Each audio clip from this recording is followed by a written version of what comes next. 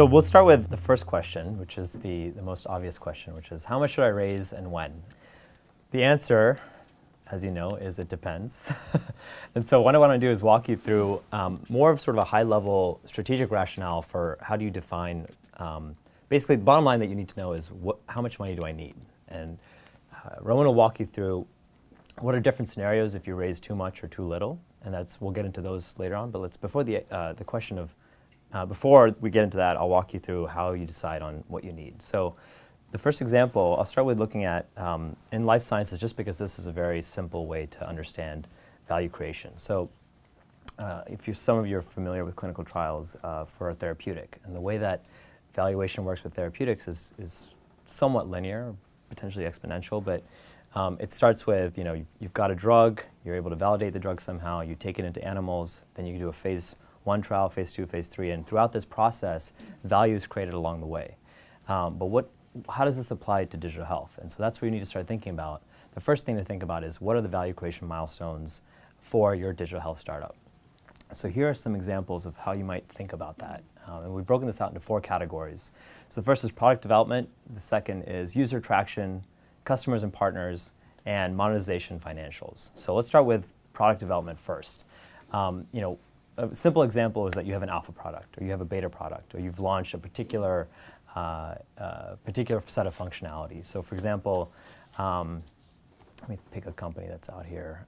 So for the Agile guys, you could say that we have 3 different disease states that are fully set up under our algorithm. That's sort of a milestone that you might have reached in your product. Or we've cataloged the top 90% of diseases that a cardiologist sees, and so or conditions that a cardiologist sees. And so now we feel comfortable going to reach cardiologists, and that's sort of our target market. So that is a clear relationship between a product functionality or a product that you've reached and value to the company. Okay. Another important one that we see in a lot of companies, and particularly at the Series A stage and beyond, is understanding what the health economic value is of a company. And so if you're looking to change behavior, if you're looking to save costs in other ways, everybody knows healthcare costs are they're increasing very rapidly, and so the types of things that are going to work in the future are decreasing healthcare costs. And so you need to show that to get the traction down the road, and so that's an important part of the product. Looking at user traction, I think most of the room is very familiar with this, but the typical stats that you look at, it's not necessarily, if you're a consumer company, then you can look at some of the tech benchmarks, but if you're a more healthcare specific company, if you're a B2B sales company, engagement is a very important part of the user traction. Understanding how much users are, how often they're coming back. Something as often as once a month can be very meaningful depending on what it is that your product does. So think very specifically to what your product does. A third area is customers and partners. If you're selling into businesses or self-insured employers, having your first self-insured employer or having your first large self-insured employer is something that's very meaningful. And so figure out what those milestones might be, and we're happy to talk to you about what they are for your company during office hours and all that. Yeah, so just before you leave that slide, there's a difference if you're a company that's a services-based company versus a company that's going to be delivering some hardware to a consumer versus a company that's really a software advertising-based model. So you really have to think about your milestones and think about your business model and figure out which are the most important milestones for that business, which is why we constantly get to the answer, it depends. Think about your business and really where you believe the value is being created in your business.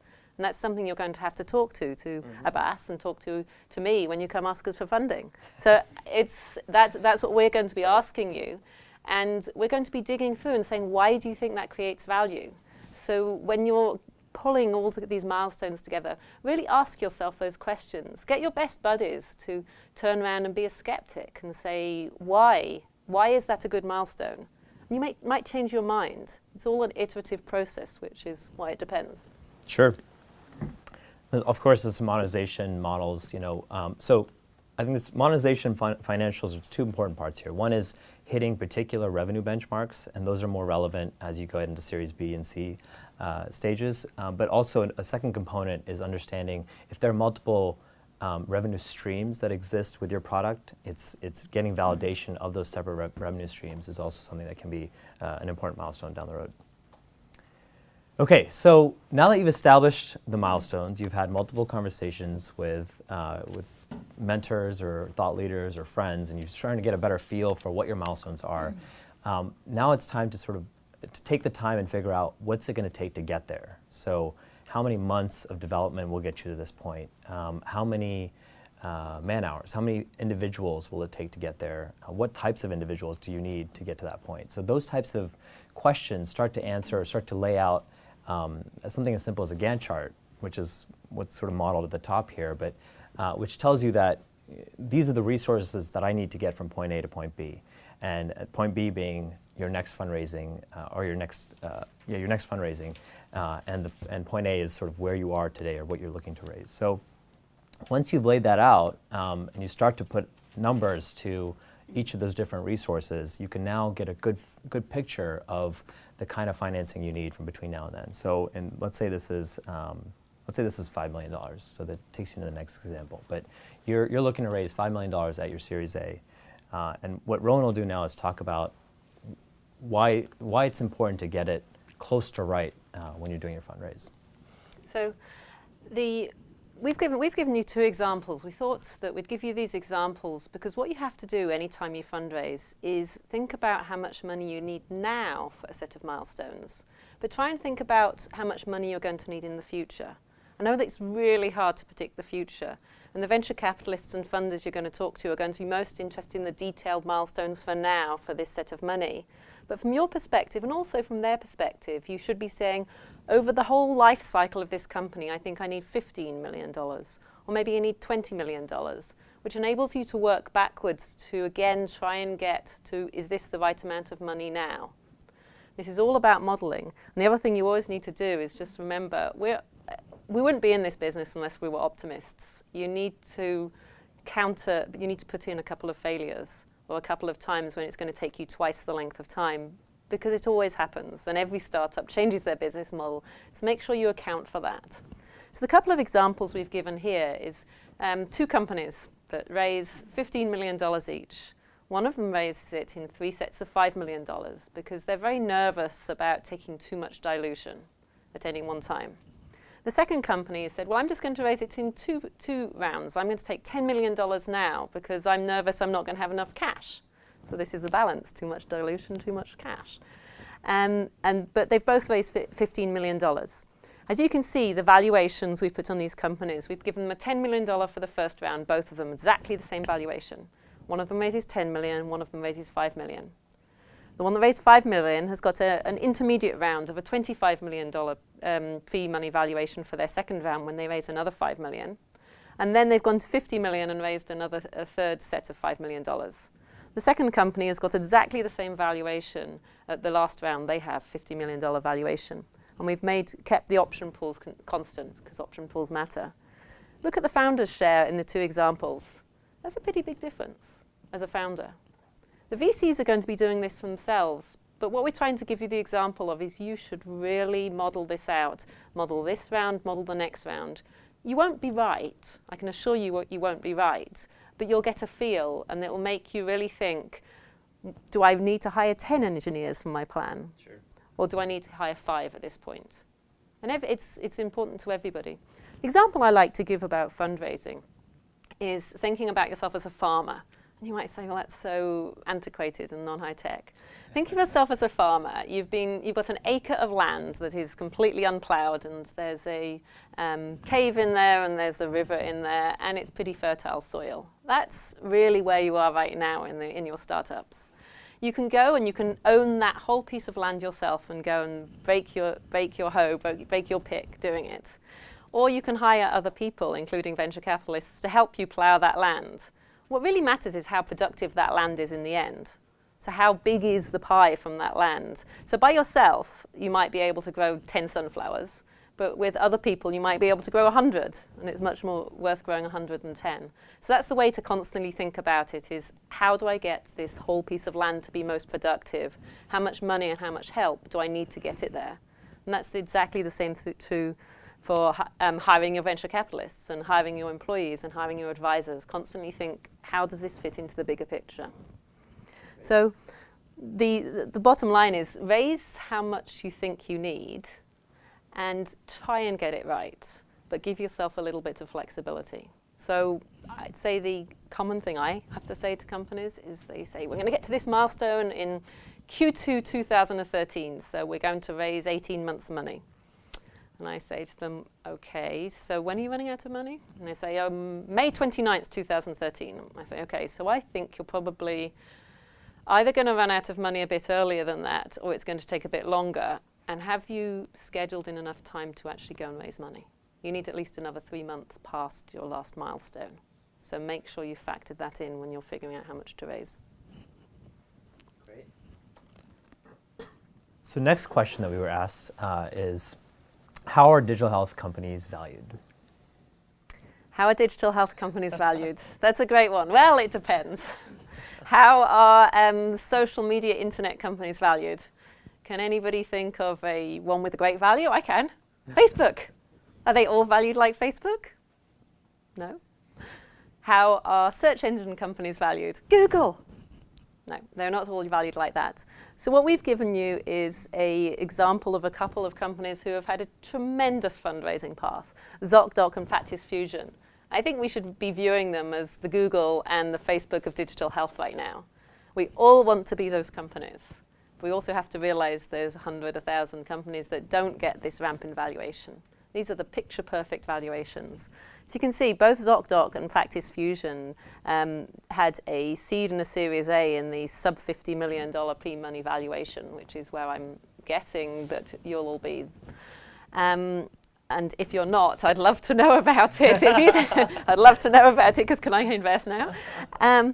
But at Series B, both of them then raised money at Series B to really, I think in both of the cases, it was to drive commercialization and revenue, so that by the time they got to Series C, they'd got proven traction, proven revenue, and that's why they managed to raise money at such high valuations in Series C. They certainly raised a lot of money earlier, and you can see from Series A to Series B, it was probably a 2x change in valuation, which is a very healthy and respectable change in valuation. So I think most of you at the seed stage, what you're probably going to do when you raise money is raise money without setting the valuation. And you'll get different answers from different people with venture capitalists and angels as to whether you should be setting the valuation now. I think if you're at a very low valuation and you need to raise $1 or $2 million, it's a very dilutive event for you as the founders of the company. So what people will often do is, for small amounts of money, will allow you to set the valuation at the next round price with some discount. So for example, you may raise $200,000 from an angel at a 10% discount to the next round. What does that mean? So if your pre-money valuation was $2 million and you raised $200,000, you'd be giving up about 10% of the company. However, if you raised it at a discount to the next round, and let's say you raised it at a 25% discount to the next round, and the next round was a $5 million post, you'd be giving up 5% of the company. Easy maths to do. I think you can understand how I'm doing that maths. What most people who give you a unpriced round will do is put some cap on it. And that's fair. So they'll put some cap, like a $4 million cap or a $5 million cap. So they know they're getting at least 5% of the company. At a valuation below that, they'll get more of the company. At a valuation above that, they'll still get 5%. So you'll often see those kind of terms in a seed term sheet.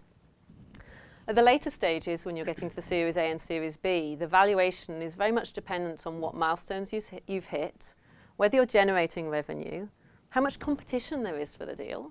Honestly, it's like in that case, it is like buying a house. How much competition there is for the deal, it does change the price. I never want to say that a VC financing is like buying a house, because it isn't. And also what your competition or who you can point to. So you're always trying to help the VCs and the angels understand who you're comparable to. Because what you have to understand is the people you're talking to are not as expert as you are in your particular company, but they do see a lot across the field, so they'll be constantly trying to map it to something they know. So Rowan, so often you'll hear, and we say the same at MDV sometimes, that we're looking for a particular percentage ownership in a company. What does that mean for a startup at a Series A, or I guess a Series A? Yeah. Yeah, and that really gets down to, well, how much money are you raising, and who are you raising it from? If you're raising it from a big fund, big funds will want to take a board seat. And to take a board seat, the big fund has to have a certain percent of the company, because for 5% of the company, the individual partner is probably not going to take a board seat in your company. And there's pros and cons for you. Maybe you want that person as a board member because they'll have a fiduciary responsibility to you. And there's a whole set of responsibilities that come with having being a board member in a company.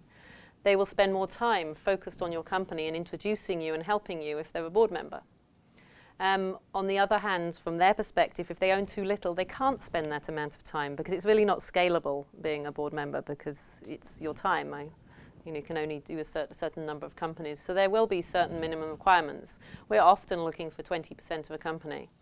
If you're looking for an investor that's a pure financial investor versus an early stage investor, they'll often won't take a board seat and will be happy with taking 3% of a company, but you probably won't get any attention. So that's the trade-off and the balance. Great. Okay, so the next question then is, term sheets are very complex pieces of paper. So tell us a little bit about what are some of the standard deal terms.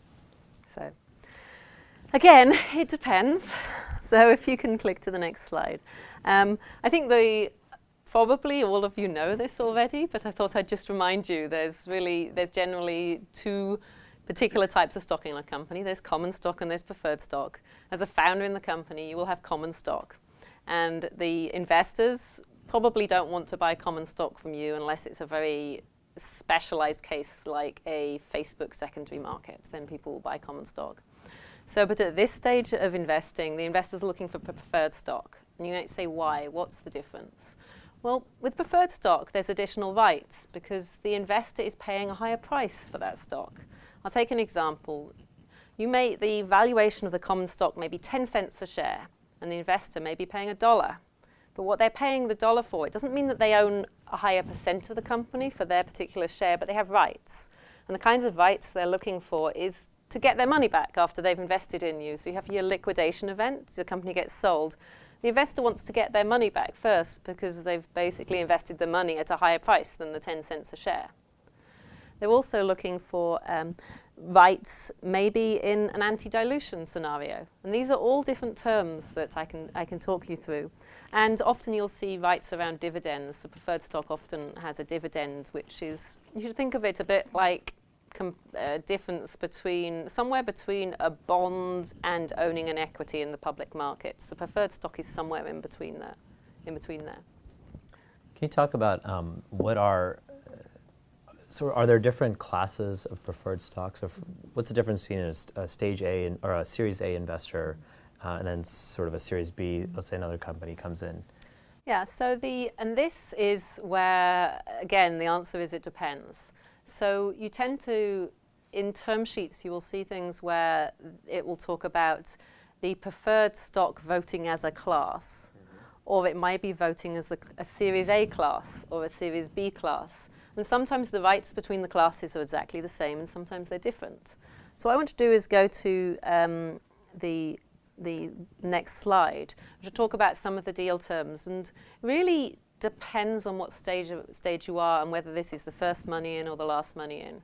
And again, you've got Michael, I believe, helping you from the legal side, and he would be able to talk you through any of these terms and give you advice.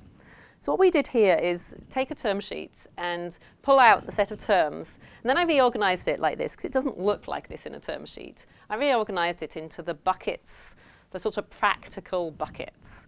So the cap table, that'll be in your term sheet. You will have a copy of the cap table in your term sheet or the proposed cap table.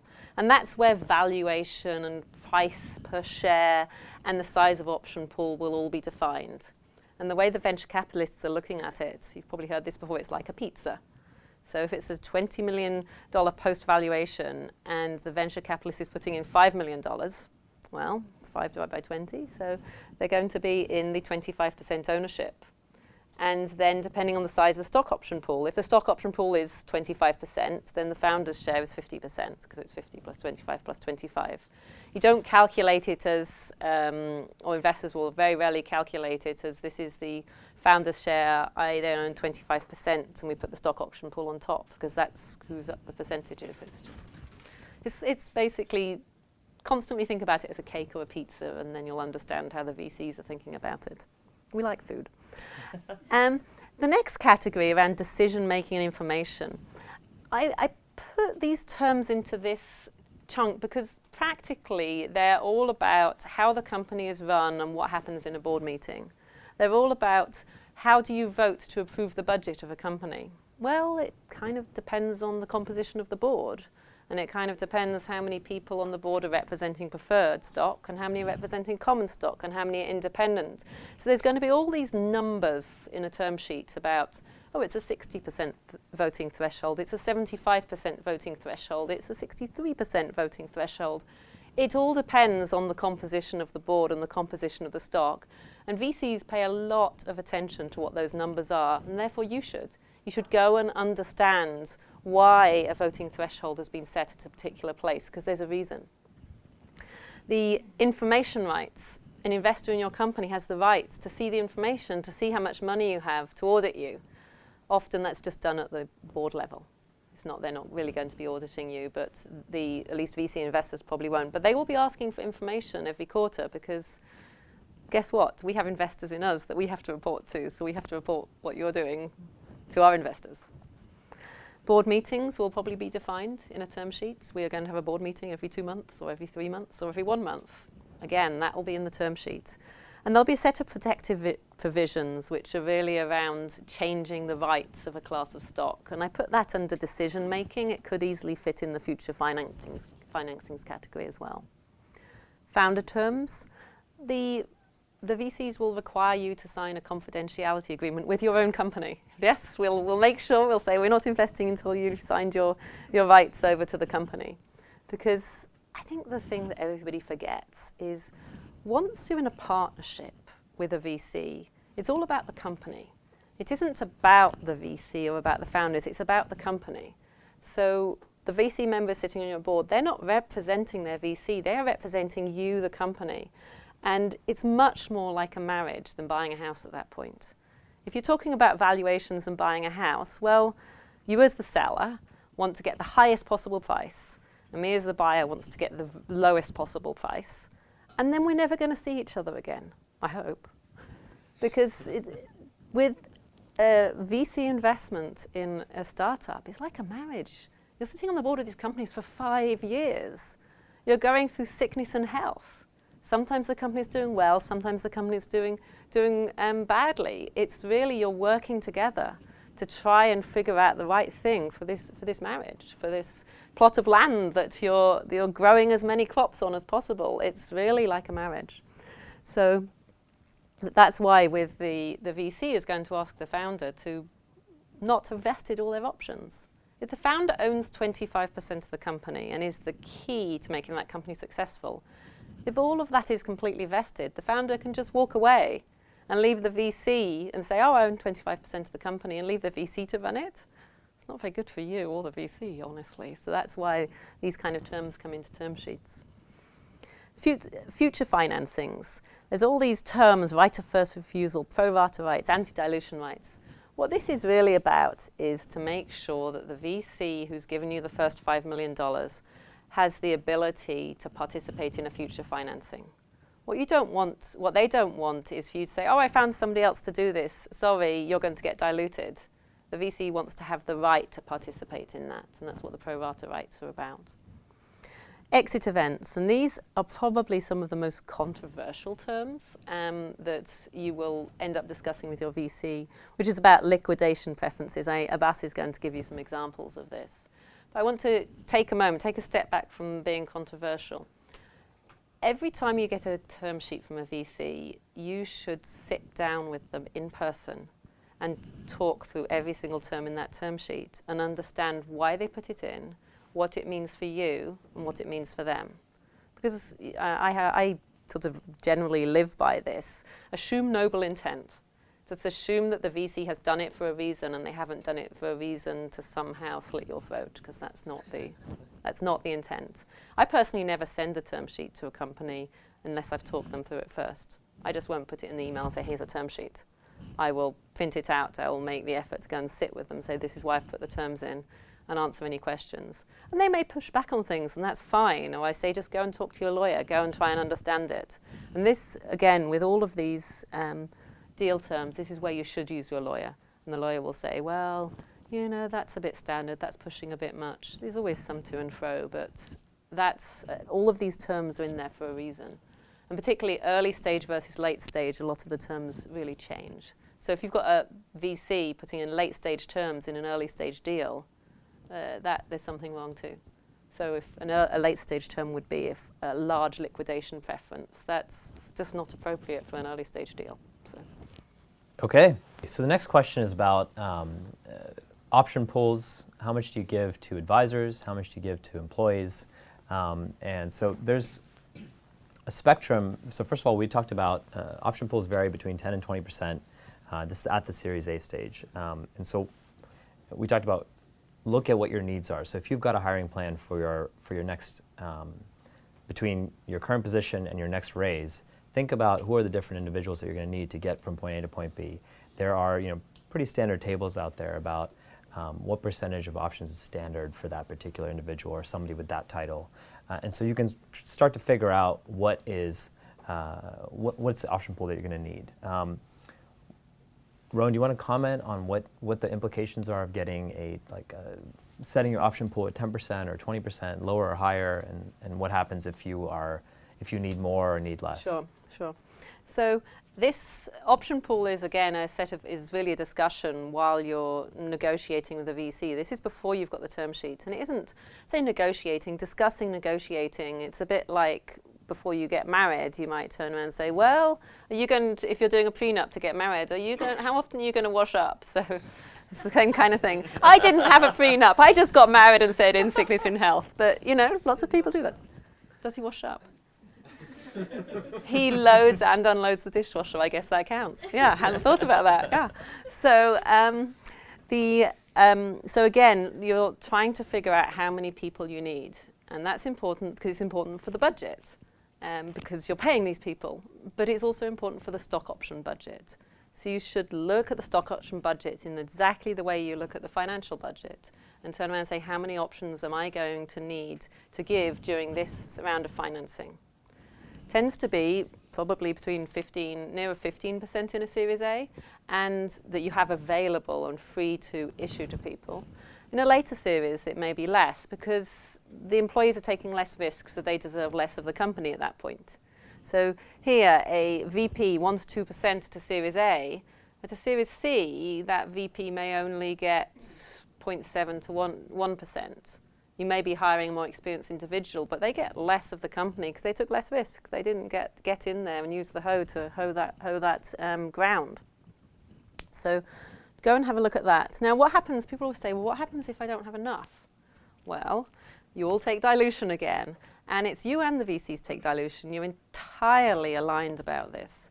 So if you have a 15% option pool and you sort of blow it on the first 5 people, say, I've got to give them all 3%. Believe me, you're going to all take dilution to add more option pools in. And that's why the board approves options, because they want to understand that you're giving appropriate level of options. And you kind of want to know what other competitors are giving, and that's where the board can be helpful. So the other question is, what if my option pool is too big? Well, it tends to roll over into the next financing. You don't have to take that dilution next time, but you all take some dilution because you're probably going to expand it. Happy to answer more questions about this, but this is really important. And I think that people underestimate what the sizes of grants should be for certain individuals and overestimate for others. They tend to underestimate for the key people who are going to be your superstar full-time employees, tend to underestimate there. Tend to overestimate for advisors. Because you think, this is fantastic person that I can get into my company and can give me advice. And that person might say, I need 1% of the company. And at this stage you say, 1%? That's nothing.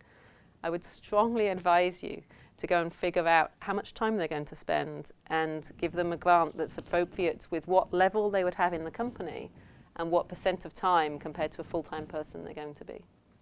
So that's, I feel very strongly about that. People often make a mistake of handing out 1% here and there, and then the VC looks at the cap table and say, who are all these people on this cap table? Why are they getting all these grants?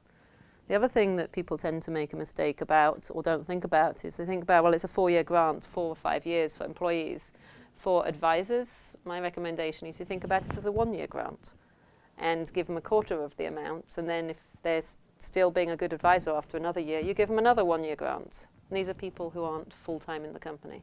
So, and this is something which I think Hallie and the group can all advise you on. Yeah. So one important distinction I want to raise, just to build on Rowan's point, is about how the option pool is priced. So the option pool is priced at the pre-money valuation, but granted at the post. So what that means is that you don't want to take a large option pool today and then have this be your option pool for the next 5 years of the company through subsequent raises. What you want to do is set up an option pool that gets you from today till your next fundraise and a little bit of cushion, and that because what happens is that you're paying for it at the pre-money today, which is expensive, but if all goes well, the pre-money a year and a half from now, when you're ready for your next raise, is much cheaper. So it's cheaper to buy those shares for the option pool. And so that's what you want to do, is really figure out, again, it comes back to you've just got to plan this out really well, and recognizing that there's going to be some flux there, but plan it out really well and time it stage by stage. And you can always re-up the option pools at every stage as need be. But if you go in with too much of an option pool, you take out too much of your founder share, and if you don't go on with enough, then you take up too much of your preferred shares as well, and VCs will obviously push back on that. Yeah. The other thing about option pools that often people forget is you have to set a price for the options, and that has to happen legally once a year. You end up paying somebody, I think it's about $5,000 or $6,000 these days, to get what's called a 409A valuation. It used to be, 10 years ago, that the VCs and you on the board, you'd say, the preferred stock was $1, therefore our options, they're 10 or 20 cents. The problem that happened, actually, I think it's during the late 90s, is the companies were valuing the employees' stock at 10 cents, and right before they went public at $3. And that was wrong, because those options should have been much nearer the price that the public markets were paying. So now legally you have to get an external party once a year to take a look at the whole finances of the company and say your common stock price is X. And you and your boards cannot issue options to anybody unless you have a current 409A valuation. Early, your valuation will probably be somewhere around 20% of the preferred price, but late it'll be much nearer 90% if you're making tremendous progress and you're about to do an IPO. So it's just something to remember. Okay, so we've covered a lot of topics. I think the next few slides are just sort of a smorgasbord of different issues or questions that have been thrown out. And so we'll start walking through each of them. I think we'll start with, what are some of the top fundraising mistakes that you see from startups? So on the left-hand side, the lack of clarity on milestones and vision. If you haven't heard it already, plan your milestones, plan your budget, and plan your stock options, and really build yourself a spreadsheet and model it. It's actually a very useful skill to have in running the company, but it's something that a lot of people don't think about. Because if you don't have the clarity, you might raise too little, which means you may end up with a flat round, which wouldn't be such a good thing at the next round, or you may raise too much and take too much dilution. Fundraising too early is another mistake. A classic one that we often get is a company comes in and said, well, I've reached all these milestones, but I've got this great milestone coming in 4 months. The VC will say, great. I'm going to wait till 4 months and see whether you hit it. And they will first of all see, did you hit the milestone and did you hit it in the time frame you said? So that's something you have to be really careful about. Don't go and fundraise too early just because a VC is willing to talk to you. Granting advisors too much equity, I think we've talked about that. People end up giving a lot of the equity away early if they don't plan it. Poor self-awareness, know your weaknesses and gaps. I actually heard a great thing on the radio yesterday. It was this underwear, this women's underwear company. Spanx, thank you. I was listening to it on the radio, Spanx. I don't actually know what Spanx are, but I was intrigued. But it was some kind of invisible women's underwear. The entrepreneur founder filed a patent. She went and took out a $5,000 loan and started selling this women's underwear to stores. She's now at something like $1 billion in revenue. I don't know what the number was. She hasn't taken any VC money yet, and she's thinking about it right now. But the thing that she said that I just want to tell everybody to go listen to, when she was asked the question, how did you know it was time to hire a CEO? She said, I knew it was time to hire a CEO because I like to hire to my weakness. She said, I started off by hiring to my weaknesses. I realized I wasn't very good at marketing, so I hired to my weakness. I hired in the marketing. I realized that I wasn't the person that knew all about particular fabrics, so I hired to my weakness. It got to a point where I had the cash flow and the spreadsheets and the tax. I hired to my weakness. I hired a CEO. So I think that was a fabulous thing that she said. So it's the knowing your weaknesses and gaps and hire to it. It makes you a stronger person. And some of the most successful CEOs hire people who are more experienced to them, that they pay more than they even pay themselves. Entrepreneurs are always like, well, I'm the CEO, I should earn most. Not necessarily. Depends who you're hiring. Unrealistic plans is a mistake. Again, if you say I'm going to conquer the moon in a year because you think that's what the person wants to hear, if it's unrealistic, your credibility is reduced. Just try and be as credible as you possibly can, because remember, this is a marriage. Talking to too many VCs concurrently, there's different opinions on this. I personally think you should go and pick the set of VCs that you think are going to be most interested in what you're doing, and then go and talk to that group of people. You want to talk to a few at the same time, because you don't want to have one person turn you down, and then the next person, it takes a long time. But choose the VCs. If you go and talk to 20 VCs all at the same time, you'll be talking to some who are not appropriate for you. You need to figure out. So nobody should come and talk to me who has a novel semiconductor technology for building an Intel chip. I am not the right person to talk to. Believe me, I get those emails. And I always kind of question, I'm like, why, did you read my bio? The other ones which are great are, Dear Mr. Chapman. I'm like, okay, you didn't read my bio. So I get that all the time, it's okay. And the main thing I want you to take away from this is imagine you're marrying the person or going into a domestic partnership, or imagine you're going to be in a boardroom with this person for the next few years, every 2 months. You have to trust them. It's all about trust in the end.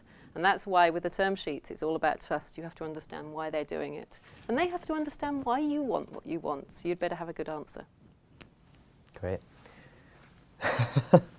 So the takeaway, trust. It's about trust. You know, I think one point to add to that is about, so it sort of covers a lot of these, is that being very transparent about what your concerns are about the relationship with the venture firm, about the risks that are associated with the company itself.